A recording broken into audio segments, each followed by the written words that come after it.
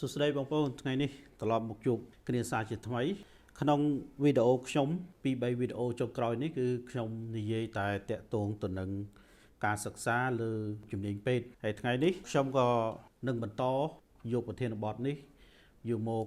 ចែករំលែកដល់បងប្អូនផងដែរអស់រយៈពេលជាង10ឆ្នាំដែលខ្ញុំធ្វើការនៅក្នុងគ្រឹះស្ថានឧត្តមសិក្សាដែលបណ្ដុះបណ្ដាលទៅលើវិស័យសុខាភិបាលជាពិសេសខាងវិជ្ជាបណ្ឌិតខ្ញុំតែងតែបានជួបជាមួយនឹងបងប្អូននិស្សិតថ្នាក់វិជ្ជាបណ្ឌិតទូទៅដែលគាត់តែងតែមកសួរព័ត៌មានពីខ្ញុំតាក់ទងទៅនឹងការរើសជំនាញសិក្សាបន្ទាប់ពីបញ្ចប់ថ្នាក់វិជ្ជាបណ្ឌិតបងប្អូនក្នុងវីដេអូមុនខ្ញុំបាននិយាយអំពី Medical Training Pathway នៅក្នុងប្រជាជាតិកម្ពុជាយើងហើយថាតាក់ទងនឹងការសិក្សាថ្នាក់វិជ្ជាបណ្ឌិតឯកទេសនេះវារៀងច្រើនដំណាក់កាល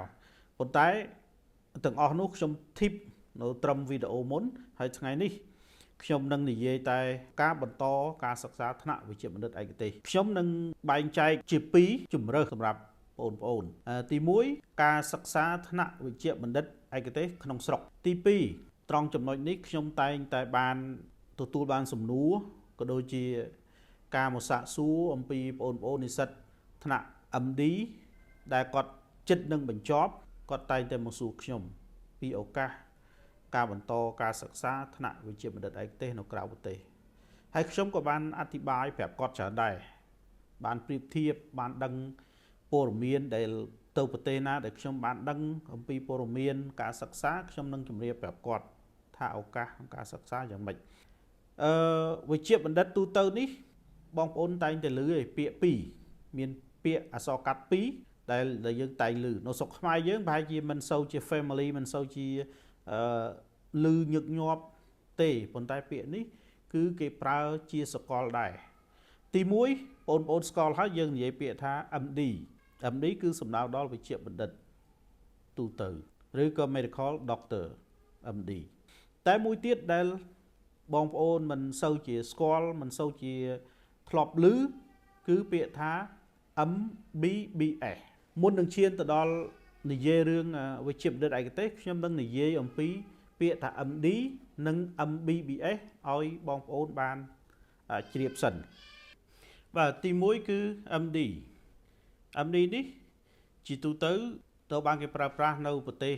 អាមេរិកហើយនិងកាណាដាហើយចំពោះឆ្នាំសិក្សាវាផ្សេងគ្នាតាមប្រទេសដូចជាស្រុកយើង8ឆ្នាំហើយប្រទេសខ្លះពី5ទៅ6ឆ្នាំប៉ុន្តែត្រូវបូកនឹង internship គេហៅon hand practice ឆ្លងកាត់ការអនុវត្តផ្ទាល់1ឆ្នាំនៅក្នុងមន្ទីរពេទ្យខ្ញុំនឹងមិននិយាយច្រើនទេ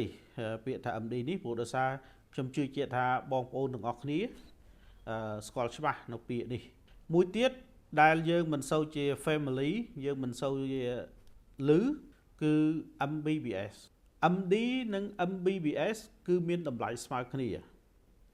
MBBS មកពីពាក្យថា Bachelor of Medicine Bachelor of Surgery នេះគឺជា system របស់អង់គ្លេសហើយពាក្យ MBBS នេះ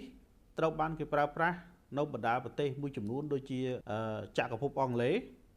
ឥណ្ឌាអូស្ត្រាលីឬប្រទេសទាំងឡាយណាដែលស្ថិតក្រោមឆ័ត្ររបស់ចក្រភពអង់គ្លេសរឿងទី2គឺតាក់ទងទៅនឹងការបន្ត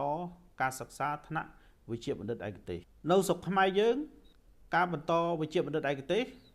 មាន2ផ្លូវដូចខ្ញុំបានជម្រាបពីដើមអញ្ចឹងទី1ទៅជាប់ MD សិនទី2នៅពេលដែលបងប្អូនជាប់ឆ្នាំទី6បងប្អូនអាចប្រឡងយកវិជ្ជាបណ្ឌិតឯកទេសបានប៉ុន្តែបើមិនចប់បន្តរៀន MD ទៀតទៅតែបើចប់យើងអាចទៅបន្តរៀនយកថ្នាក់ DS ឬហៅថាវិជ្ជាបណ្ឌិតឯកទេសនៅស្រុកខ្មែរយើងមានសាលាធំ2ដែលអនុញ្ញាតឲ្យបងប្អូនដាក់ពាក្យស្នើសុំចូលរៀនថ្នាក់វិជ្ជាបណ្ឌិតឯកទេសបានគ្រាន់តែថាវាអាចជាមានបេក្ខជនច្រើនហើយកម្រងសំណួរចូលរាប់ម៉ឺនកម្រងសំណួរក្នុងការប្រឡងមួយឯកទេសបាទហ្នឹងគឺជារឿងមួយហើយរឿងមួយទៀតដែលបងប្អូនដែលតែងមកសួរខ្ញុំរឿងទៅបន្តការសិក្សាថ្នាក់វិជ្ជាបណ្ឌិតឯកទេសនៅក្រៅប្រទេស ជាបទពិសោធន៍ខ្ញុំផ្ទាល់ខ្ញុំធ្លាប់សួរសាលាធំមួយចំនួនខ្ញុំនិយាយក្នុងករណីប្រទេសថៃខ្ញុំសួរសាកលវិទ្យាល័យจุฬาលង្កនសាកលវិទ្យាល័យមហេដុលសាកលវិទ្យាល័យខុនកែនសាកលវិទ្យាល័យឈៀងម៉ៃនៅប្រទេសចិនក៏ខ្ញុំសួរChengzhou University Peking University ឬក៏នៅអឺរ៉ុបខ្ញុំក៏សួរតាមរយៈគម្រោងដែលខ្ញុំទៅប្រជុំគម្រោងក៏ខ្ញុំសួរតែដៃគូដែលធ្វើការជាមួយគ្នាទៅនៅអាមេរិកក៏ខ្ញុំធ្លាប់សួរតាក់ទងទៅនឹងការបន្តថ្នាក់ឯកទេសនៅក្រៅប្រទេសគឺលំបាកនេះមិនមែនមានន័យថាសញ្ញាបត្រនៅប្រទេសកម្ពុជាគេអត់ទទួលស្គាល់ទេមិនមែនទេខ្ញុំធ្វើការនៅ position នេះខ្ញុំដឹងថាកន្លងមកមាននិស្សិតរបស់កម្ពុជាយើងច្រើនអ្នកដែរដែល apply ស្នើសុំការវិតម្លៃសញ្ញាបត្រហើយបន្តស្នើសុំប្រឡងយក medical license ឬក៏ physician នៅតាមបណ្ដាប្រទេសមួយចំនួនរាប់ទាំងប្រទេសមហាអំណាចដូចជាអាមេរិកអូស្ត្រាលីទៅអឺរ៉ុបក៏មានដែរអញ្ចឹងមានន័យថាសញ្ញាបត្រគឺគេ accept ក៏ប៉ុន្តែអ្វីដែលជាចំណោទសំខាន់សម្រាប់បងប្អូនយើងគឺទី1សម្រាប់ resident ស្រុកយើងហៅថាឯកទេសនៅពេលដែលយើងប្រឡងយក resident ស្រុកគេគឺមានន័យថាយើងប្រឡងចប់យើងត្រូវតែធ្វើការហើយហ្វឹកហាត់ការងារនៅកន្លែងមន្ទីរពេទ្យគេហ្នឹងអញ្ចឹងនៅពេលដែលយើងហ្វឹកហាត់ការងារហ្នឹងយើងនឹងមានប្រាក់ខែដូចពេទ្យដែលធ្វើការនៅក្នុងមន្ទីរពេទ្យហ្នឹងស្រាប់គាត់ថាវាចំនួនប្រាក់ខែអីវាអាចលើសខ្វះគ្នាអីអាហ្នឹងវាអាស្រ័យទៅលើគោលការណ៍របស់ពេទ្យរបស់សាលាគេវាជារឿងមួយដែលពិបាកដែលអនុញ្ញាតឲ្យនិស្សិតក្រៅប្រទេសទៅរៀនយកឯកទេសនៅស្រុកគេព្រោះដោយសារយើងទៅកូតារបស់កន្លែង seat វាមានកំណត់ហើយ policy មួយចំនួនក៏មិន allow ឲ្យសិស្សបរទេសទៅរៀនយក resident បានដែរនៅប្រទេសណាដែលគេអនុញ្ញាតឲ្យសិស្សយើងទៅ resident នៅហ្នឹងទៅរៀនឯកទេសនៅហ្នឹងគេនឹងមានលក្ខខណ្ឌថានៅពេលដែលយើងរៀនចប់គេមិនអនុញ្ញាតឲ្យយើងធ្វើការនៅក្នុងស្រុកគេទេគេនឹងបញ្ជូនយើងមកវិញនឹងប្រទេសមួយចំនួនគោលការណ៍គឺអញ្ចឹងចុះហេតុអីបានមានសិស្សច្បងមាននិស្សិតខ្លះគាត់បានទៅរៀន resident ដូចជានៅបារាំងនៅអីអាហ្នឹងអាស្រ័យលើទំនាក់ទំនងការទូតរវាងប្រទេសនិងប្រទេសអាហ្នឹងយើងពិបាកនឹងនិយាយនេះជារឿងជំនួយជារឿងកិច្ចសហប្រតិបត្តិការអាហ្នឹងរឿងដាច់ដライប៉ុន្តែអានេះខ្ញុំនិយាយក្នុងតែក្របខ័ណ្ឌទូទៅហើយមួយចំនួនទៀតដូចសាលានៅចិន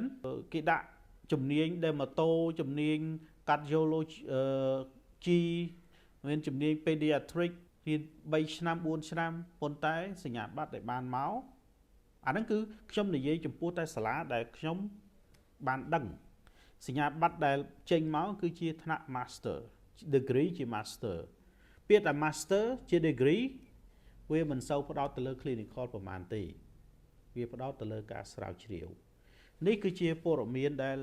ខ្ញុំបានដឹងខ្ញុំ share ជាមួយនឹងបងប្អូនតែបើបងប្អូនស្ដាប់ទៅថាខ្ញុំនិយាយខុស